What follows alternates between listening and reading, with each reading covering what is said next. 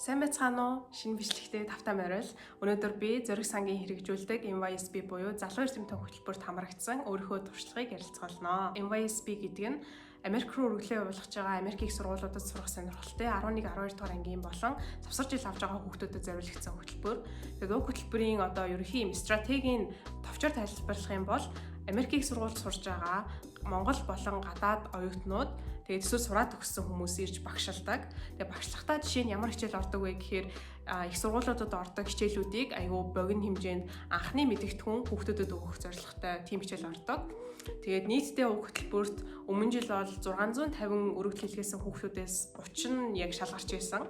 Тэгээд нийтдээ тэр дунд 7-8 багш ирээд тэгээд хүүхдүүдэд ингээд өдөрт 2-3 цаг ч юм уу эсвэл 4-5 цаг хичээл ордог. Тэгээд уг хичээл дээр хүүхдүүд сонирхолтой заримдаа төсөл хэрэгжүүлнэ, зарим нь болохоор судалгааны ажил уншина, зарим нь яг их сургуулийн профессор хичээл орж байгаа юм шиг орно гэдэг байдлаар ингээд хүүхдүүдэд яг Америкийн сургуулийг яаж заадیں, ер нь чи Америк руу явбал яаж хичээлд орох уу гэдэг тэр анхны мэдэгдэхүүнийг өгдөг. Тэрний дараагаар хоёрдугаарт нь бас нэг энэ хичээлээс гадна чухал юм нь болохоор тэр хүмүүс аль хэдийн сургууль тэнцээд ороод зарим нь сураад төгссөн болохоор яаж их сургууль бэлтгүү, Америк их сургуулиудын өргөлөө бэлтэх стратеги нь юу юм гэдэг ч юм уу тэр талаасаа бас хичээл ордог. Тэгээ 3 дугаарт тэр 30 шалгарсан хүүхдүүд ерөнхийдөө амар мундаг, зарим нь CT-г амар өндөр оноотой, мундаг хичээлс гадуурх ажилтай, зарим нь мундаг хэсэгээ бичсэн хүүхдүүд байдаг болохоор тэр хүрээлэл дундаас бас аюу их сурах зүйл байдаг гэдэг нь NYSB-ийн нэг онцлог юм байна гэж би ер нь хардаг. Бас дөрөвдүгээрт NYSB нь одоо бараг 11, 12 дахь жилдээ үйл ажиллагаа явуулж байгаа хөтөлбөр болохоор өмнө жилийн төгсөгчд нь амар мундаг хүмүүс аль хэдийн сургуульд орсон, зарим нь аль хэдийн компанид ажилд орсон хүмүүс байдаг болохоор амар гоё ингээд төгсөгчдийн холбоогоороо ер нь ингээд холбоо connection үүсгэх нь амар гоё санагддаг. Тэгээ миний хувьд гэх юм бол би 2023 оны 8 сард хөтөлбөрт явж байсан. Тэгээ бид нар тэрэлжид байдаг нэг сургууль дээр байрлаад тэгээд хичээлүүд авч байсан. Миний хувьд гэх юм бол би social impact буюу нийгэм бид нарын үзүүлж чадах нөлөө гэдэг нэг хичээл. Тэгээ нэг нь болохоор environmental science-тэй холбоотой хичээл байсан санагдаж байна. Тэгээд манад бас хөгжмийн хичээл байсан. Тэгээд дээрээс нь архитектуртай холбоотой бас ингээд сонирхолтой хичээлүүд байсан. Эхний өдрөө очсон чинь бид нар ингээд гадаад багш нартай байдаг учраас гадаад багш нараа хөндлөх үүднээс хөтөлбөрийн туршид ерөнхийдөө англиар ярьдаг. Тэр нь ингээд надад амар яана би одоо яаж англиар ярина гэж хатан би ингээд өмнө нь ерөөсөн монгол хүүхдүүдтэй англиар ярьдаггүй байсан болохоор тэрэндээ амар санаа зовж ирсэн. Гэхдээ ер нь бол зүгээр амар гоё байсан. Тэгээд хөтөлбөрийн туршид бид нар хичээлүүдээ үзээд тэгээд миний хичээл авч ирсэн нэг багш нь Julius гээд Franklin Marshall гээд коллежийг төгссөн. Нөгөө багш нь болохоор их шиглэн гээд Harvard-ыг төгссөн тийм багш байсан.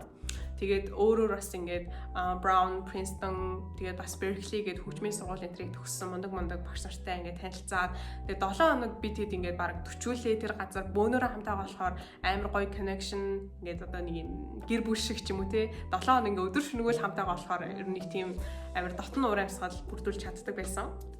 Тэгээд тэр дундуур ингээд хичээлийн Америкийн сургуулиудын өргөдөл бэлдэх, тэгээд багш нар болгонтойгоо уулзаад өргөдөл дээрээ туслалцаа авах, дээрээс нь хичээлүүдээ үзэх, бас ингээд урлагийн, спортын тэмцээн энэ төр зохиох гээд амар гоё юмнууд болж байсан болохоор тэрнээс ингээд яг нэг би ерөөсө цусланд явж үзег болохоор цусланд явж байгаа юм шиг мэдрэмжнээс амар гоё байсан.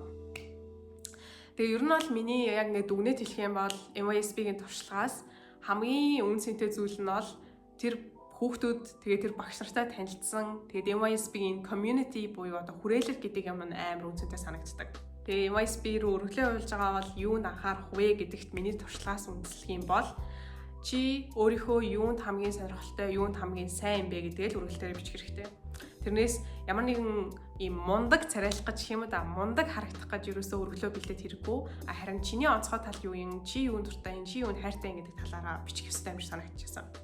Тэгээ миний хувьд гэх юм бол би их сургууль руугаа судалгааны ажил явуулах гад бэлтжижсэн.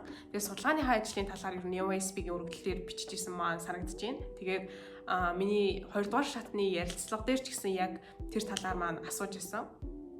Тэгээ судалгааны ажил маань ингээд хөдөөгийн ийм малчин айлын хүүхдүүдийн ийм Монгол ёс заншлаар авч байгаа ийм боловсрал одоогийн ингэж шинжлэж байгаа боловсролын системтэй яаж холбогдож болох вэ гэдэг нэг тиймэрхүү судалгааны ажил байсан гэх юм уу.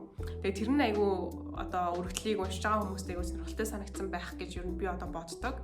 Тэгээд эхний шатандаа би эссе энтрээ бичээд хоёрдугаар шатандаа ярилцлаганд орохдоо бас тэр талаараа яриад тэгээд ингээд Монголын ёс заншил гэдэг чинь ямар чухал юм, бид нар одоо яагаад энийг одоо ингэж айгүй чухлаар авч үзэх ёстой юм гэдэг талаар ярьж байсан. Тэгээд надаас нийтдээ 3 хүн ярилцлага аваад тэгээд тэрний дараа ер нь бол хариу маань гараад тэнцэжсэн. Тэгээд MYSP бол миний ер нь амьдралдаа оролцож исэн хамгийн гоё хөтөлбөрүүдийн нэг бол definitely мөн байсан. Тийм болохоор өргөлөө илгээгүй байгаа хүүхдүүд энэ бичлэгийг үзэж байгаа бол 27-оос өмнө заавал өргөлөө илгээгээрэй. Миний харснаар 23 цаг 59 минутаас өргөл нь хаагдана гэжсэн. Тэгээд бас нэг юм нь гадаад багш нар ирдэг учраас дараа нь чи өргөлөө бэлтэж хахад эсээгээ уншуулахад тэр гадаад багш нараараа уншуулахад амар хэрэг болдог. Тийм болохоор MYSP заавал apply дараа. MYSP-ийн нэг гэр бүлийн нэг хэсэг болоосой гэж хүсэж байна. Баяртай.